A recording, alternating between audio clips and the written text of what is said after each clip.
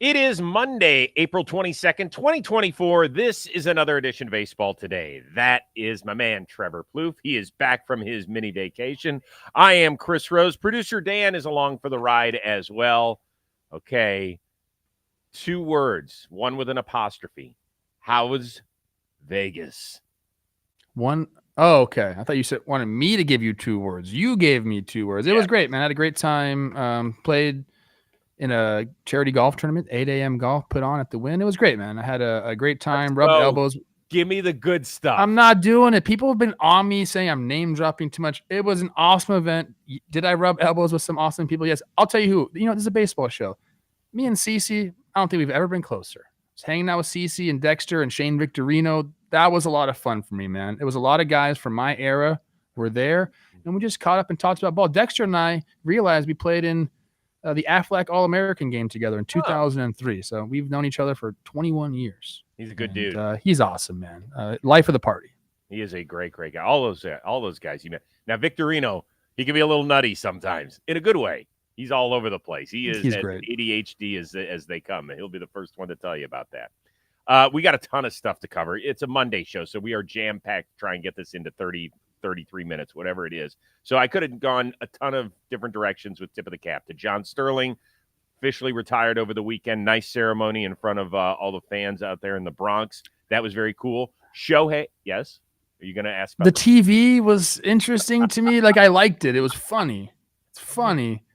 But, like, the pictures of this massive TV box with him, I think, are kind of interesting. Doesn't seem very Yankees-like to me. No, particularly when it was like, I think that Paul Oldham was like, and now it is the official television carrier of the New York Yankees presenting an 80-inch flat screen TV. And I was like, it's a nice TV, though. It was nice. I was like, hey, man, can you send that out west if he doesn't want it since he's got so many of them?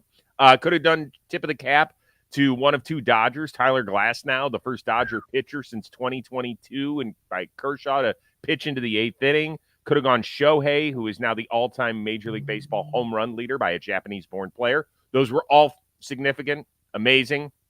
Instead, we're going with Cam Boozer of the Red Sox. And you're like, who? He's the guy who came out of the pen. He quit the sport in 2017. He had injuries. He actually got freaking hit by a car and injured his back while he was rehabbing. He also had a 50-game drug suspension, so some of this was personally induced. But he came back after becoming a carpenter, and he pitched in Major League game over the weekend. You can see how emotional the dude is. That was freaking awesome. Yeah, no, it's amazing. I believe he started with the Twins. I definitely remember the name.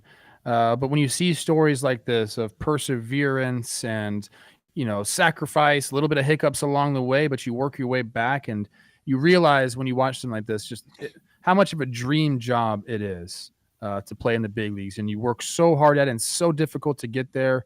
When you see a guy get a shot like this and then also perform, it's pretty cool. Yeah. All right, so let's get it going here. We're going to start in the National League East, which has been an interesting division so far. More encouraging for the Phillies and Mets that they have each won 7 of their last 8 games, or more frustrating for the Mets and Phillies because in that same span, they've only picked up a single game on the Atlanta Braves. I think it's more encouraging for both of those teams. They both understand what the Braves are and, what it's going to take to win that division. But I believe teams just around the league are looking at seasons differently nowadays with the expanded playoffs. I think it's a race to like 90 wins. Like, let's just count those W's and get to 90 wins. We'll get in the dance and then we'll go from there.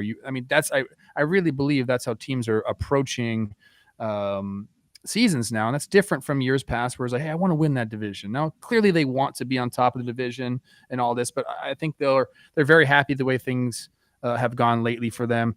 Philly's beating up on some bad teams, but you got to do that. I like the Philly Connect uniforms, by the way. Had to mention that. It looked really good. Oh, hold on. You did like those? Oh, I liked them a lot. Really? I really liked them. Yeah. You weren't into it? I don't know, man. I was not. No. I think if you're going to do unis like that, like, they should be different. Like, I love the Red Sox ones because they look nothing like a Red Sox uniform. Obviously, the same thing in Philly. It's Padres. I think those ones are the coolest to me. Yes, Padres. Like the Dodgers one. What they do? Just Los Dodgers on it? Like, come on, man. There we are. Dan's just putting it anywhere on the screen. He's just taking a picture. There it is. Yeah, well, they wore them in the games too. So if you wanted to see moving video, I don't know. They look better in the graphic art than they did on the field. I just thought they were weird looking. But we're not here to discuss full uniforms. I am wearing a Phillies hat. I am wearing the Philly Fanatic hat because I loved it that they wore their batting practice hats on the field Sunday for the Fanatics' birthday, that was really cool. And you know what I love as well is that their freaking rotation has been dominant. You know, like oh we my talked. goodness. I think it was last week we asked whether or not Ranger Suarez made them like the top triumvirate of starting pitchers. Well, they've gone deeper so far this year. Yes. Spencer Turnbull, who was a guy I Yes. thought had a real chance to make it with Detroit, and then he had the arm injury after the no-hitter, and now he's trying to find his way in Philly. And Christopher Sanchez is a guy that has given them some moments over the last couple of years. I mean, if those two guys can at least be dependable, then they are going to press the Braves all year long. I think they're going to. Chris Sanchez, he's running some bad luck. Like, I think he's got the stuff to. I mean, if you're putting him in the back of your rotation 4 or 5, he's got plenty of stuff there. Turnbull's had a great first 4 starts through the rotation. So yeah, I mean they kind of have it all going on there in Philly. I mean, it's like a race to 90 wins. Let's get there. I don't know if you answered the question, Chris. Yeah, but I'm going to say it's definitely more encouraging that you're getting these victories. I would agree with that. Now, it was also the tale of 2 catchers in this division this weekend, right, where Travis d'Arnaud had his second career 3-home run game as a catcher.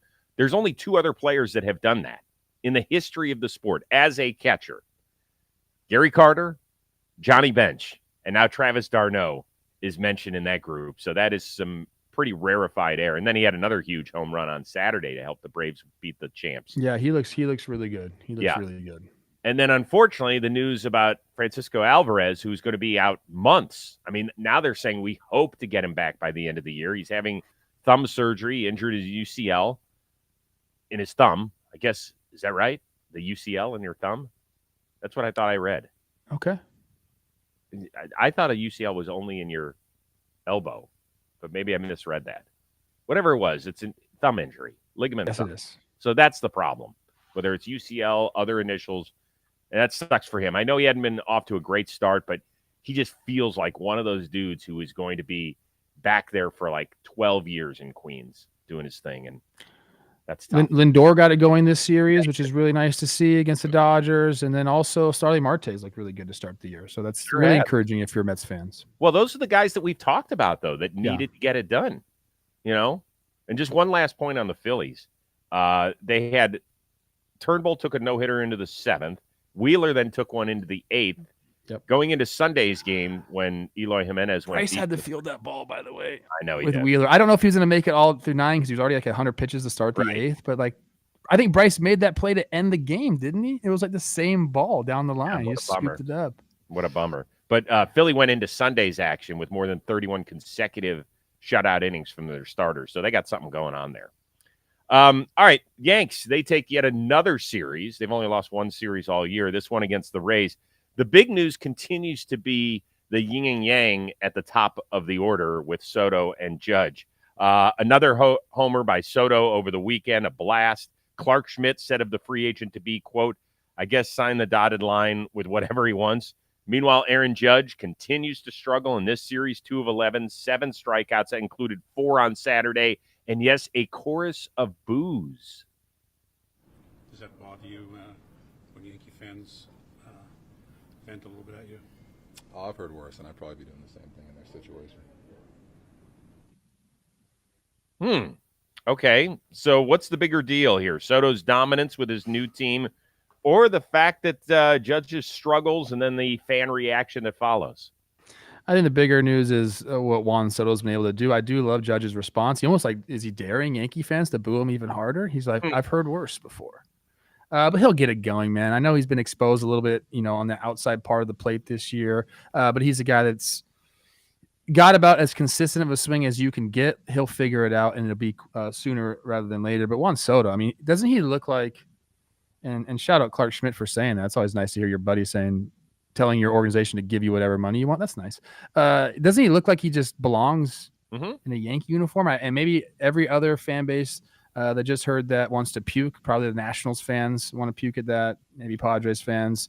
But to me, it really seems like he's he should be in pinstripes the rest of his career. He looks great at Yankee Stadium, homering into that second deck in right field. Like, we're going to see that if he ends up in New York, we're going to see that 150 more times. Like, this guy is everything that you want in the middle of your lineup. A 456 on base percentage, career 422, and he makes everyone around him better. I cannot right now, Chris, imagine him in a different uniform, and that's scary for the AL East. Well, so I was going to answer Soto until I saw that they were still bringing up Aaron Judge's toe over the weekend. Okay. I had to check the date of the article. I was like, wait, is this a thing from last year when he came back, like the last, whatever? And no, it was more, they're bringing up the story. And he said yet again, he was like, I told you guys that it'll never be the same. So does that mean that there's a real problem here? None of us are going to know what he's dealing with. He's the only one, and he and the medical staff, if he's sharing that information. But man, toes have taken down some of the biggest badasses in the NFL. There was a guy named Jack Lambert, who is a Hall of Fame linebacker for the Steel Curtain when they won 4 of 6 Super Bowls in the 70s. He was as mean. The guy, there's a great Sports Illustrated shot of him smiling one year. He's got no teeth. All right. Okay. He was just a badass MFer who played middle linebacker at like 205 pounds. He was mean. He was terrible. As a Cleveland Browns fan, I couldn't stand him. And what took his career was a little toe. Deion Sanders, guy who shut down half of the field and, of course, played Major League Baseball for 7 or 8 seasons as well. What ended Deion's career? A frickin' toe. So all I'm saying is that if he's talking about it and it is a bother, it's just something we got to keep an eye on.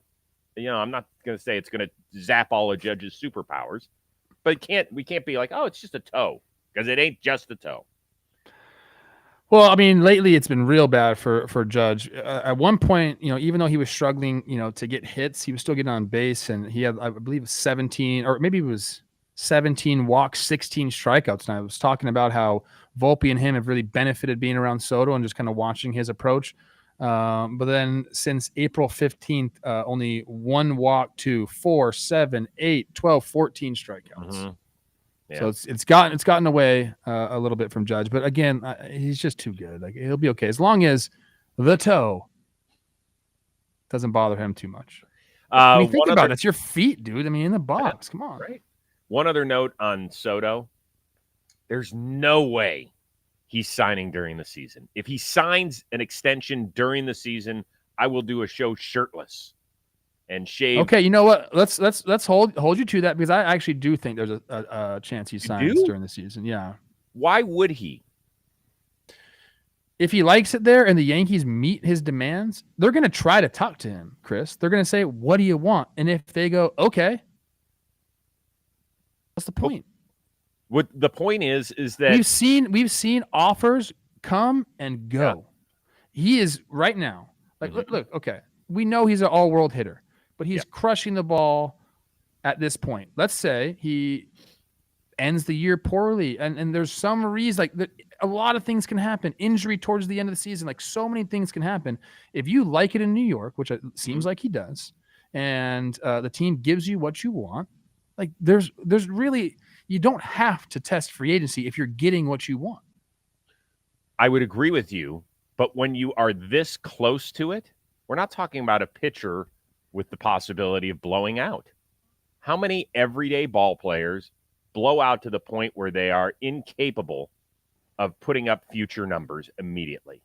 I'm just saying you could lose $50 to $100 million if you have some bad injury or something to your knee, or get an additional 50 to 100 million. Name me the last everyday ball player who went into free agency, got hurt in the last 2 months before free agency. The possibility, here's the thing. I would agree with you if Steve Cohen wasn't an owner in the same exact city as you were playing in. You don't think that he's sitting there going, "Oh my God, I would love to." I don't know if he is. I mean, yeah, sure, he wants to have that guy, but again, like, they are so far over that tax threshold that it's going to cost a lot of money. Like, there whatever it is, off the books this year. Huh? There are guys coming. Both Scherzer and Verlander's stuff come off the books. I obviously know if he's testing free agency, he's going to be in the running for the Mets. I understand that. But again, what's the saying? Because I always mess up sayings. A bird in the hand is worth two in the bush. Oh, man. Well, that's a dirty one. I don't know why. Is that a dirty one? I'm not really sure, but it makes sense to me. Like, look, again, if Soto wants to be with the Yankees and he says, hey, this is what I want from you guys, and he gets it. I'm not saying that it's not the perfect stop for him, because I think it has been. And look at the way that he's ingrained himself into the city, going to Knicks games, going to Ranger, like the whole bit. Like Don't you think this last offseason has kind of like, put a little sour taste in every free agent's mouth? What did Shohei get? $700 million. Deferred. What did Yamamoto get without ever throwing a pitch? I understand that, but why can't the Yankees do that right now? Well, they could. That's what I'm saying. They could. If you're going to make him that offer in the offseason, why don't you just make it to him right now? But when that's the advantage of trading for him, is the fact that, okay, I know he's a Boris guy and wants to test free agency, but one of the advantages of trading for him is that you get to talk to him first. I'm looking at this from the player standpoint, as to you have worked so hard to get to this point. Why wouldn't you just let it play out? He's always been a healthy body. He's always put up great. Even last year, when the first 6 weeks of the year he stunk, and he still was far and away the best player on the Padres. Look, I'm just saying, he's tested a few different cities out now. This is his third organization. It's not like he is one of those guys that's never been with another organization. He understands, like, sometimes they're fits and sometimes they're not. So if he feels it here, you and I, Yankees make him the right offer. I'm with you. He might already have it made up in his mind that this is the place I want to be. But if somebody's going to pay you an additional $50 to $100 million over the life of your contract more, because there's some leverage now, why wouldn't you take it? I think we saw this offseason. Yeah, you mentioned a couple guys, but I just think there's questions. I think first of all, I want to see you do a show shirtless. That'd be fun. Really. I'm just saying there's a chance. You're giving it no chance. I think there is a chance, Chris. Okay. The marriage just seems like it's too good. Okay. It's something fun to keep our eye on. You know what else is fun? If you have a four-legged fur baby in your house like I do, little Sydney, whom we rescued over a decade ago, she is most happy when she's hanging with her peeps, when she's going on a walk, and every time we open the refrigerator. Why? Because several months ago, we introduced her to our friends at the Farmer's Dog. It is food that is developed by veterinarians, made fresh from real meat and veggies, portioned perfectly for your dog, and delivered right to your door. It is smart, healthy pet food that you can feel great about feeding your pup. It is the best option for dogs of all life stages, from puppy to super senior, because it's not kibble. It's not that crap that you open with a can opener. You're like, what is this goo? And why should I be putting this in my dog's body? It is just real healthy food. And it's so easy. You just head on over to thefarmersdog.com and you fill out a very brief questionnaire. It takes less than 5 minutes. It's the basics. It's how old is your dog? What sort of breed is it? How much does it eat? How much exercise does it get? And then the thing I love about it is that they specifically pre-portion the food for your dog. It comes in freezer packs. So you put them in the freezer, and then when you need them, 24 hours before your pooch needs to eat, you put them and you thaw them out in the fridge. It's that simple. And I love it because they take special care. The package says Sydney on it. So you know it's for your dog and nobody else. That's how much care they give you. And once again, it doesn't matter if your dog is old, like Sydney, or young and just getting started in this amazing journey. It's always the right time to begin investing in their health. Help keep your dog healthy and playing ball with you with 50% off your first box at thefarmersdog.com/today. Plus, you get free shipping, which is a big deal because it's not any tiny box. It's a big-ass box, so that's a big deal. Head on over to thefarmersdog.com/today. You're going to get half off. And at the end of the day, you will feel fulfilled because your dog will look up at you and say, "Rah-rah-roo, rah-rah-roo." And there's nothing better than hearing that. All right, we continue on. A week later, and here they are, little Cleveland Guardians. Best record in baseball. They just keep doing their thing. Thanks in part to Josh Naylor. Did you see he hit a homer off of Alex Wood this weekend, and on his way down to first, bangs the helmet and spikes? Dude, he's, and I mean this in the most loving way, he's certifiably nuts. He's nuts, and every team needs a show pony, and that's what he's doing. He's front and center out there, kind of leading that, the attitude that the Guardians have, and I love it, man. Like, he's turned into a hell of a hitter, man. He really has. He's really hitting lefties this year as well. Like, he's just kind of turned into a complete hitter, and it's been a lot of fun to watch, man. But yes, he's a psycho. Well, you remember what happened in Chicago a couple of years ago when he hit those 2 late inning home runs and somebody was calling him like fatty or whatever, and he ran back to the dugout and started going nuts and fired his helmet. Like, that's exactly who he is. And last year he headbutted Terry Francona after a walk-off win. But he's not just that stuff. Like, that's not what we should be talking about with Josh Naylor. He actually leads the league in batting average since the end of last May. Did you look that up? Because I saw that you sent it. You weren't sure. That's pretty good. I went back and looked it up, and among qualified hitters, it's pretty damn special. He's a guy who I think the Guardians might have missed out on signing an extension to. He's now 2 years away from free agency. I hope that they can keep him around because he's just so special. And I love it that he gets to play with his younger brother, which is really cool. Chris, this year against left-handed pitchers, 1.3 OPS. It's pretty good. Give us another person that we need to pay attention to that maybe the baseball world hasn't been doing so. I've been trying to tell people this, I think since last year, CJ Abrams. I got to see him play in person and against the Dodgers this year, but just watching him from afar, like, you could just tell, like, obviously defensively he can make some dazzling plays, but you could just tell, like, there was more in there offensively. And let's remember, this guy is 23 years old, Chris. Came up in 2022. Split some time with the Nationals and the Padres there. The offense has ticked up. 604 OPS that first year as a 21-year-old.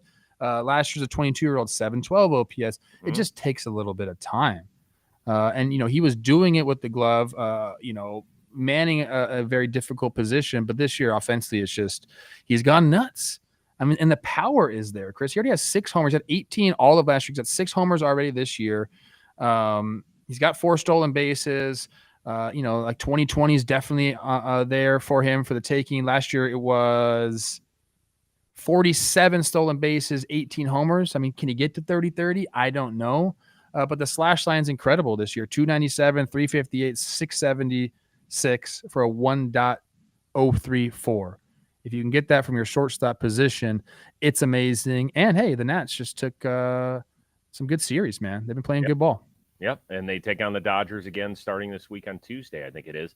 They just took care of the struggling Houston Astros. So, yeah, they're almost playing 500 ball. They're 10 and 11 right now, yeah. They've been a much, much better watch. I like that. For me, it's William Contreras, who's part of the reason that the Milwaukee Brewers, even though they are certainly understaffed and a bit undermanned without Christian Yelich over the last week, he's been doing it, man. Over 400 on base percentage, nearly a 1-dotter. This weekend, they swept St. Louis. They really took it to them. And those are some games that they could have lost in the late going. Here's what I love about him. He seems tough as hell. And I think if you're a Contreras and you're behind the plate, like, nobody wants to F with you. It's that simple. He reportedly went out to dinner with his brother over the weekend, and he said, listen, he's my big bro. He's going to keep paying for dinner.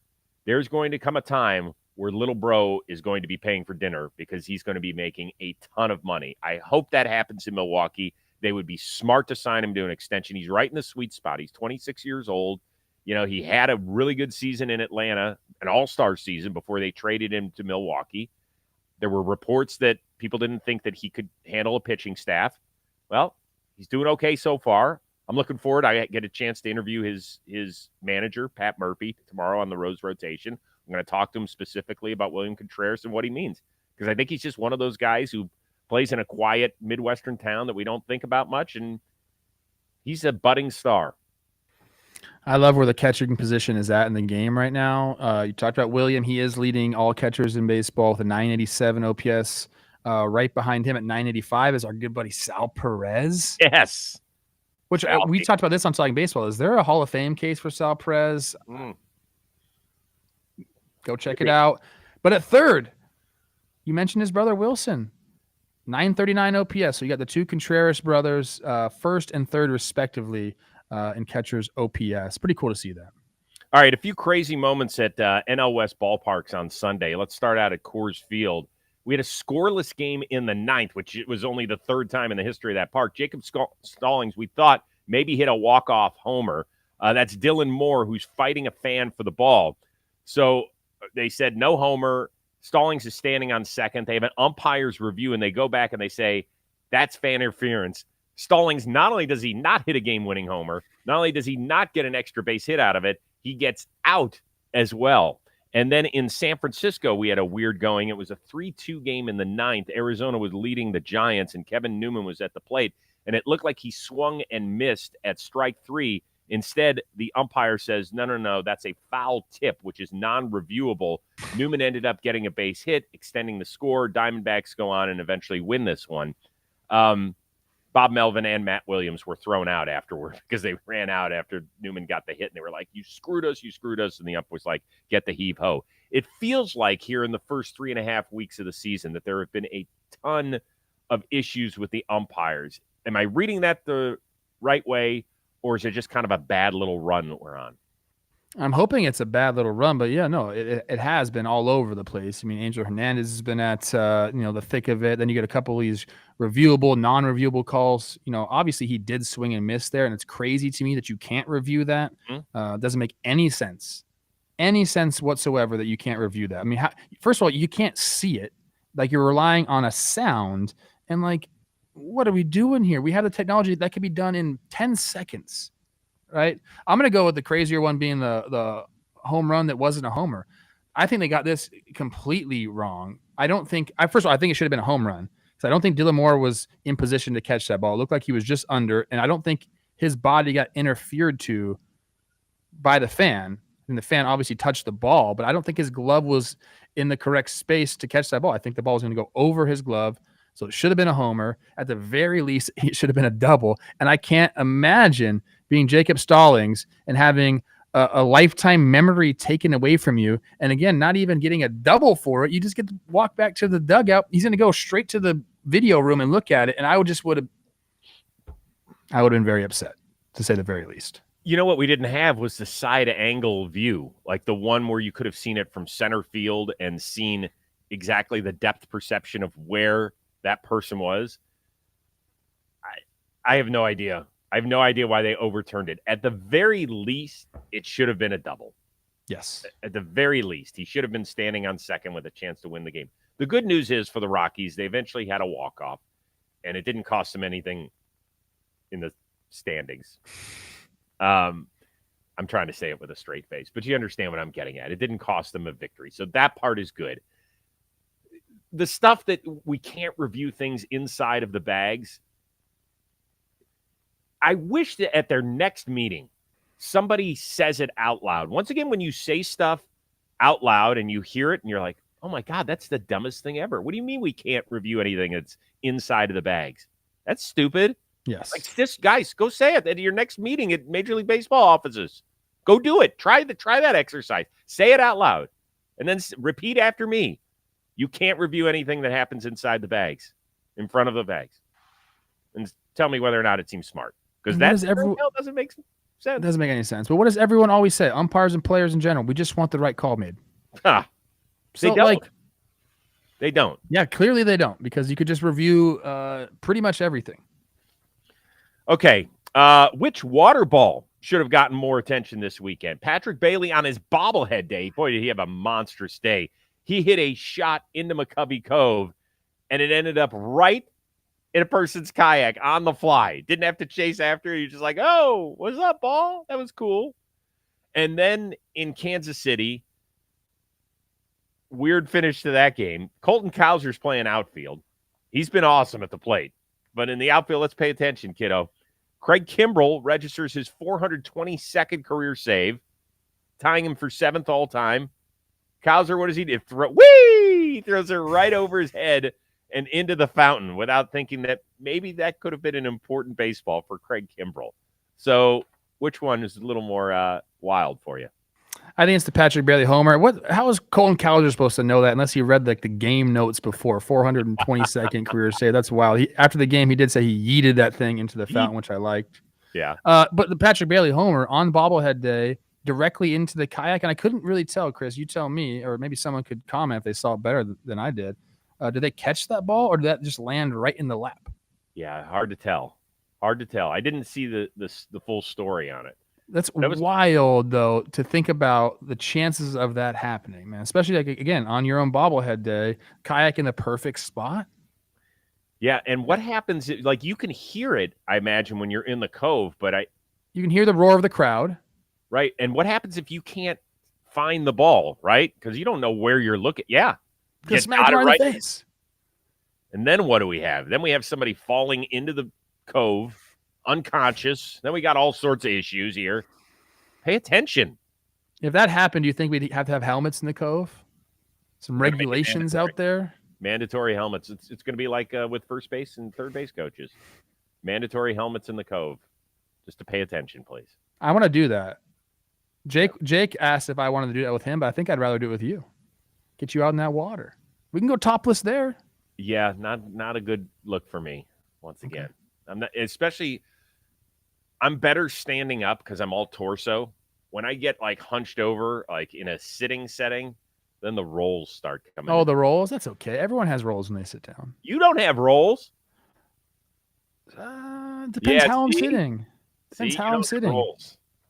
God, it must. What's it like to be the figurine they put on the top of a wedding cake?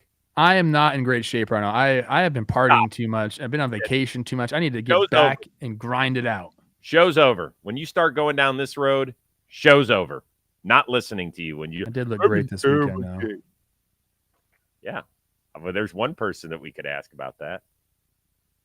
Hey. What? Hey, don't bring her into this. An A-lister was complimentary of you. Oh, yeah. I'm not dropping any names anymore. People get mad when I do that. I'm just trying to spread the love. I don't know. Can you just say this one, please? It's a great one. No, I won't. Fine. Jessica Biel said a nice thing to me. That was pretty cool for me. Okay. All right, it's good to have you back, although we want to thank Stephen Brault, who did a great job on Friday, and we're so happy that he's found his way in this broadcasting career. I hope he finds all of the riches and excitement, whichever direction he wants to go with it. So he did a nice job. We are back at this again on Tuesday. We'll probably go live at 11:30 a.m. Eastern, 8:30 a.m. Pacific. So for our one-of-a-kind producer, Dan Rourke, and the uber-talented Trevor Plouffe, hi, Jessica Biel. I am Chris Rose. We will see you Tuesday on Baseball Today.